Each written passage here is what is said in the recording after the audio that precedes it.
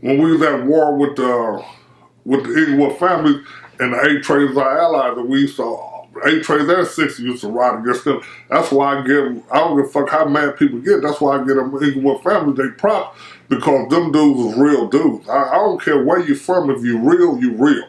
You know what I'm saying? If you with it, you with it. You know what I'm saying? So it wasn't, I mean, we was already battle tested. And then when we got into it with the 8 Trays, it was surprising that some of them dudes that was battle tested in Inglewood family wars wasn't about it. I didn't really want it. We, like I say, we worked for, Tyrone got killed on March 8th.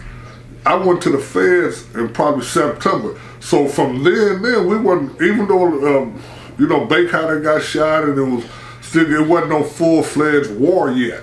We was still trying to work it out.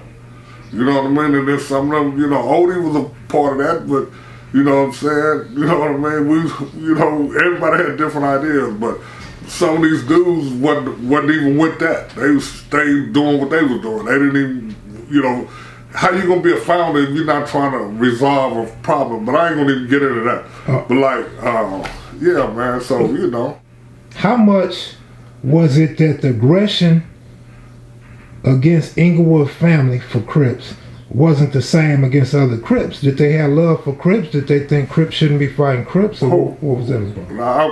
I'm trying to get what I'm saying. You said even guys that had aggression in the war against Inglewood didn't have that same aggression toward 8 Tray gangs. Yeah, because, you know, man, that was something new. You didn't want to. It's hard being the tip of the spear. You don't want to be that first person. Even though it was beefs between Crips, you know what I'm saying? You got real partners that you dealt with, because niggas went to school with or ran with, because I mean, a Crip was a Crip, just like a Blood was a Crip. So, you know, when you out there recruiting and building your brand, you making partnerships with different people. So, of course, when we got in the 8 Tray, into with the 8 Tray, didn't nobody want that. You know what I mean? We had close friends. That was just like your family.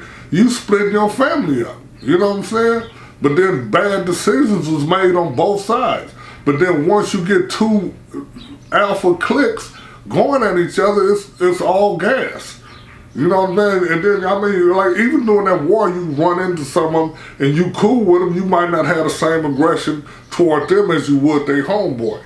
And then it just got building and building. Then the younger generation that's coming up under there that didn't have those ties or had beefs when they was kids, and this dude beat me up, or this dude didn't do in school, that didn't even like each other anyway, become easier and easier to see them as your enemy. But when it first started, you couldn't see them as your enemy because you'd have been in the car with them and you'd have been putting in work with them and you've been doing your thing with them, whether it was hustling or whatever. You couldn't see that.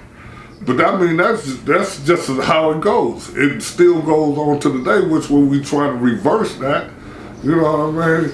Everybody trying to be, you know, King Kong beating on his chest. Right. How much older are you than Pretty Boy and Monkey? I'm a year older than them. But that year back then made a difference. Made a big difference. You know did you have any dealings with Monster Cody before the war? Yeah, I knew Monster Cody, his brother Kerwin. I used to be on 71st, man, off of Norman at Slow 4 House, 8 Ball. I knew Trey Ball. I knew all of them. You know, me and Big Fee used to stay on Hobart and 74th around the corner from GC.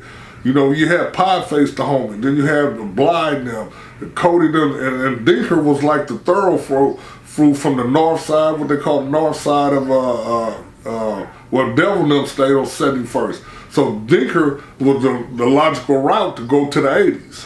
You know, because they stayed off Dinker. So, yeah, I know crazy Cody and all, we used to all party together, go to Crip things, like you know, if they hear about a party or we finna go over here and say the family's neighborhood, let's all hook up and go there, you know what I'm saying? On seldom events like that, but yeah, I know all them dudes, man. What type of guy do you remember Monster being before the war years? Before the war years, he was just a Crip. He would, you know how somebody just destined to be something that they are? That's how I look at that. Him, Crazy D, a lot of them are 8 Trays, you know what I'm saying? They were just like my little homies, Wagner. They was riders. They looking up to whoever they looked up to or started cripping after, and they building, they wasn't busters or nothing like that. You know what I'm saying? Mm-hmm. You know, everybody got their faults and defaults. You know what I'm saying? But yeah, you know, I respect the real. I can see it. Anybody can see potential in another person. You know what I mean? You can see weakness in one. You know what I'm saying? After the war began, did y'all have any run-ins? Who? You and Monster Cody. Yeah, I seen Monster on a couple of occasions. You know what I'm saying? I think the last time while the war was hot, when I had the rock spot on 67, that probably was 80. That might have been 84, 85, somewhere up in there. Right, it was before Mumbles got killed. You know what I'm saying? He pulled up to the spot because he thought he probably was one of their homeboys. And me and Ronnie was in there. Me and Black, Ronnie Pace was in there. And he was like, King Stone, Ronnie Pace, or vice versa. You know what I mean? He had a little money, you know, whatever. You know, he was with this other old dude that stayed on 68. We used to buy girls from him selling dope, you know what I'm saying? Then, you know, then after that, people found out that was my spot, but nothing never really happened to it. Like I say, I seen, I think it was Hunchy and Preacher, or either Hunchy and Joker. I can't remember, it's been so long ago, walking down 6-7 with blue rag capes going down there to fuck with the 6-7s before they was neighborhood, you know, they was hustlers. You know what I'm saying? And the homies wanted to do something, I was like, nah, man, we getting this bread over here, whatever, you know what I'm saying? You know, then I fuck with the Menlos, you know. When's the last time you seen Hunchy? I haven't seen Hunchy since that day. Damn. You know what I'm saying? I ain't seen Hunchy since that day. And to that day, he never knew that I was, you know what I mean? When, you know, he got that pass. To this day, I haven't seen him. But if he thinks back, he'll know that I seen him with the blue rag capes. Him and I forgot who it was. He was either Joker or Preacher. It was one of them two. I can't remember which one it was now. All right, anything else you want to talk about? Nah, but I just want these people to get up off that bullshit though, man, as far as like founders. See, if you wasn't around and you don't know, just say you don't know. There's nothing wrong with not knowing. You know what I mean? I don't know everything, but I know that. You know what I mean? Because I'm in the beginning of that shit. The shit get irritating. You feel me? But I don't even know if you should put that on tape, which I don't give a fuck. But yeah, I'm tired of hearing that shit, man. Well, let me know. I'll take it out. Yeah, you ain't got to take it out. I'm just tired of hearing it, man, because it's just like, especially I mean, like I say, it's offensive. You know, all the shit we went through. You know what I'm saying? Like I say, Odie that was my dog, but it's a lot of other shit that went on behind that. How, like, when Odie today, he passed, he was with us. You know, we ran with Odie. That was the big homie. And then the people was trying to divide us by saying something happened that didn't happen. That's why I don't, half these dudes, I just look at them like, nigga, I ain't forgot you put that propaganda out there talking about the homie had Odie killed.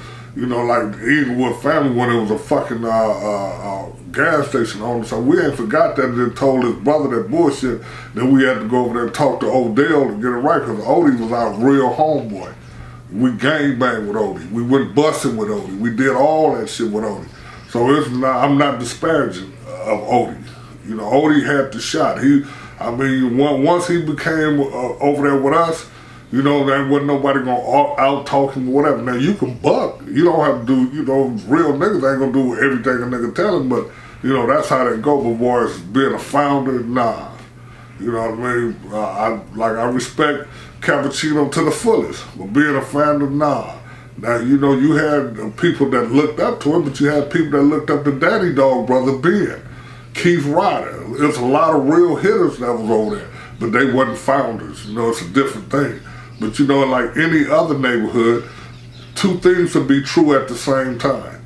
You know, when something grow and it's your neighborhood and it latches on, you're going to be a part of it. Like if you go to jail, the nigga asks you like, where you live at?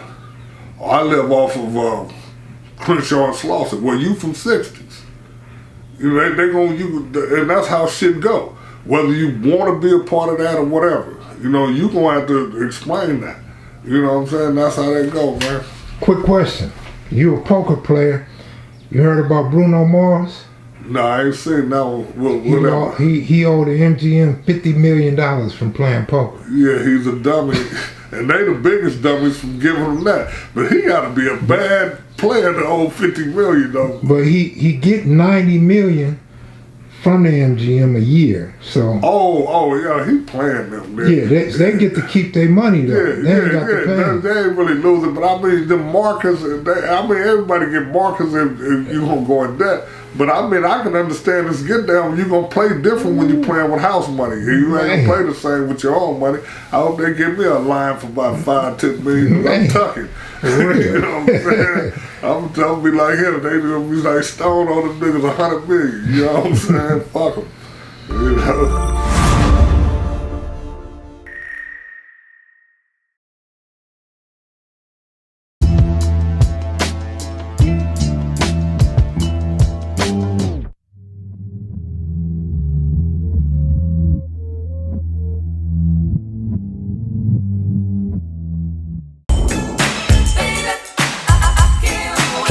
True stories.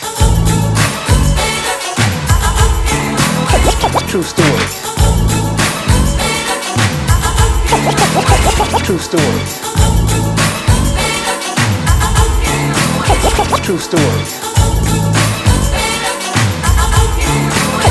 True stories.